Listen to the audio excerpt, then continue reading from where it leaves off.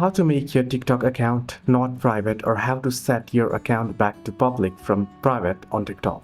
Hello everybody, welcome back to the channel. In this video today, I'll guide you through the steps on how you can switch your account privacy to public from private on TikTok.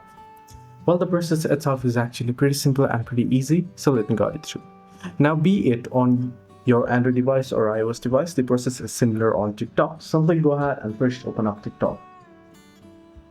Once you open up TikTok, head over to your profile.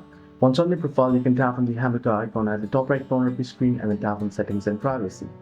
From here, you can see the privacy option right away. Tap on it. Now, if you have your private account enabled, then basically your